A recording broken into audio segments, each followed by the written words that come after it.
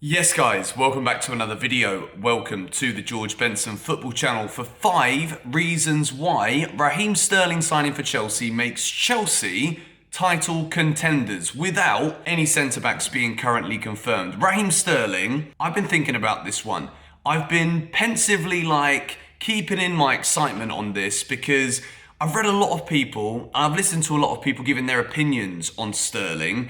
And a lot of it is kind of meh. A lot of it is average. A lot of it is something that isn't really exciting people. But the more I think about this, the more I think that this is phenomenal business from Chelsea Football Club. I think Sterling is exactly what Chelsea need. And in this video, I'm going to give you the 5 reasons why I think this signing could be a catalyst signing for Chelsea in the Todd Boehly era to really kick on now. I think first things first, what we need to remember is the fact that Raheem Sterling isn't a centre-back doesn't mean that Chelsea aren't going to sign centre-backs. People seem to think that because we're linked with Sterling, it kind of degrades Raheem Sterling because we desperately need centre-backs, which is kind of a very shallow-minded way of looking at things, in my opinion. No disrespect to anyone who's been saying that over the past week or so when we've been talking Rafinha, when we've been talking about Raheem Sterling. But I think this could well be genius business from Chelsea. Reason number 1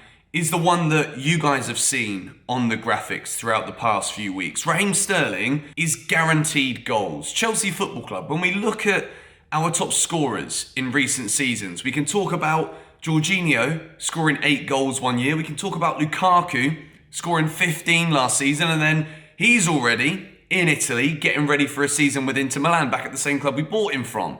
Mason Mount has been up there with goals too. Chelsea have lacked a consistent goal scorer since Diego Costa, since Eden Hazard. Chelsea have not had someone who is absolutely guaranteed to score. Now, yes, some may argue that Raheem Sterling was coming up with these figures at Liverpool. Yeah, okay, that Liverpool team under Brendan Rodgers was significantly, I'm going to say, worse than the Liverpool team that we're seeing now. But then he goes to Manchester City, plays under Pep Guardiola for 7 years, and is delivering astronomical numbers every single season. And the thing with Raheem Sterling at City is he plays on the left, predominantly, cuts inside, scores a lot of goals, dribbling in from that left-hand side on the right. How long have we been saying as Chelsea fans, our wingers just run into the byline and then hitting a hopeful cross into the box? I remember Callum Hudson-Odoi scored a goal last season where he cut in from the wing, and then I think it was against Chesterfield or somebody like that. He bends one in the bottom corner. How often do we actually see that?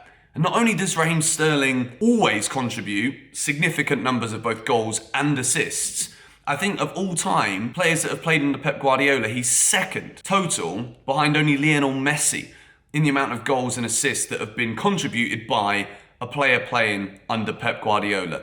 Raheem Sterling, there's no way in my mind that this guy doesn't deliver for Chelsea. If, and this is a hypothetical here, if Chelsea would have signed Cristiano Ronaldo, can you imagine how many goals we would score having a direct player like Sterling who likes to cut inside, having a target man who, when you actually put the ball in the box, you know Ronaldo's going to get on the end of it.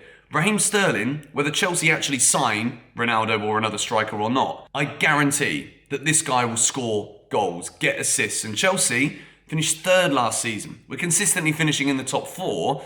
Title contenders means that we've got to score more, concede less in order to get closer to Man City and to Liverpool. So immediately, Raheem Sterling contributes those goals and assists.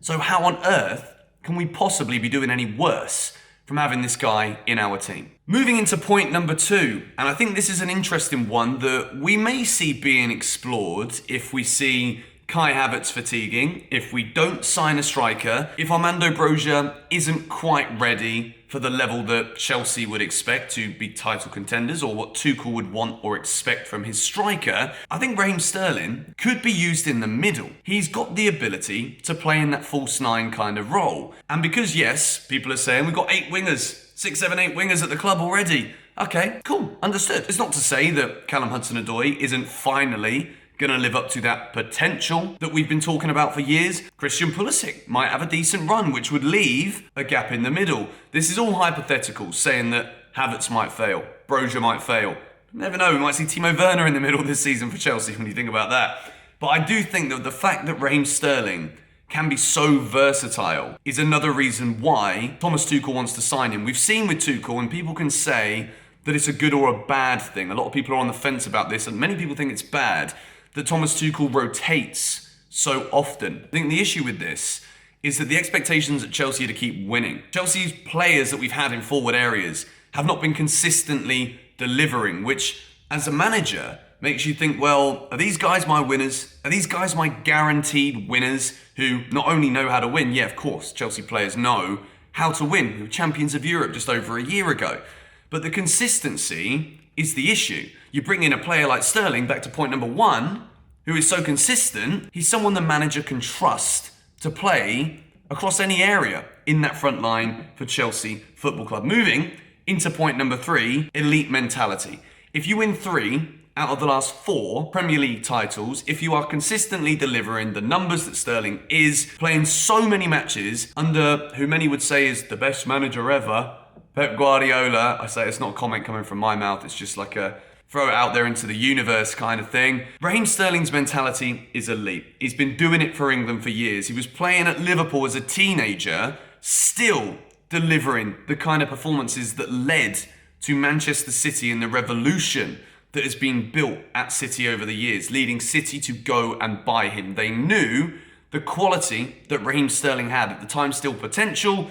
He's fulfilled that potential, and he's been delivering ever since. When you win the amount of trophies that he has, when you're still picked game by game under Guardiola, I think the fact that people think he's not good enough for City, I wouldn't necessarily say he's good enough for City. I think the mentality of Raheem Sterling is he sees Alvarez coming in, he sees Haaland coming in, he sees the form of Mahrez, Foden, Bernardo Silva, and he probably thinks to himself, well, I want to be the main guy. I'm 27 years old. I'm in the prime of my career. I want to be seen as the number one figure. And what we're hearing about the move to Chelsea is that not only does he become one of, if not the highest paid player, but Thomas Tuchel seriously believes that Raheem Sterling can be a focal point for this team. Whether that is the traditional idea of focal point through the middle, probably not. On the left wing, yes. But he's going to be the main man.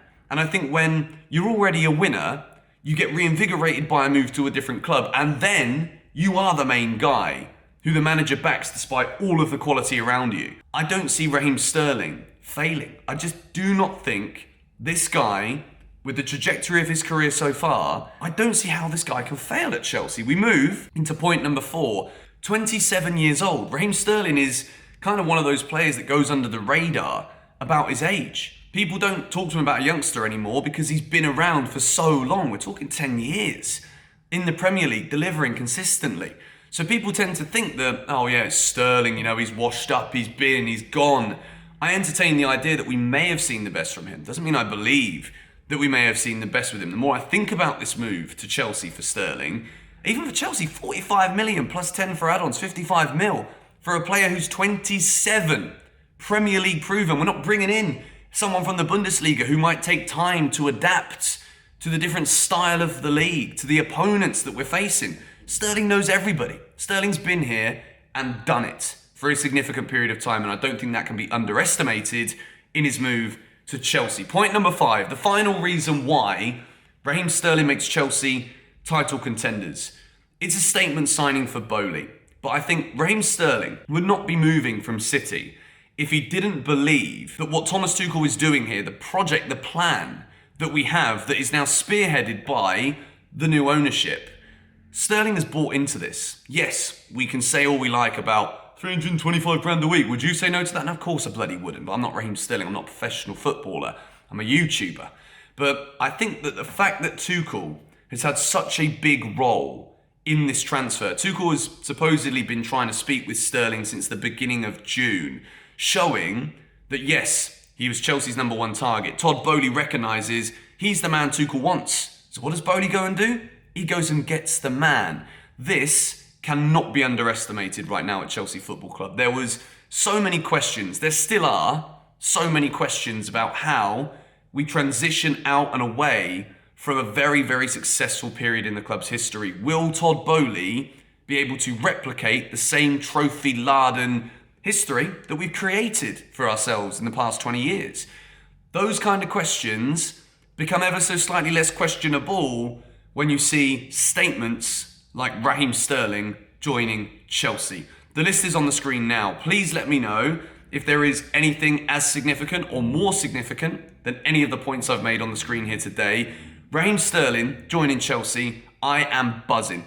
I was kind of also buying into are we sure about this guy, really? I was buying into that a bit too much. The more I think about it, I don't think this can fail. I'm so excited to see Sterling at Chelsea. Welcome to the Mighty Blues, Raheem Sterling. Let's go get another European trophy. This time you won't be on the losing side in a final, I hope. Premier League, we're coming for you too. Come on, you Blues.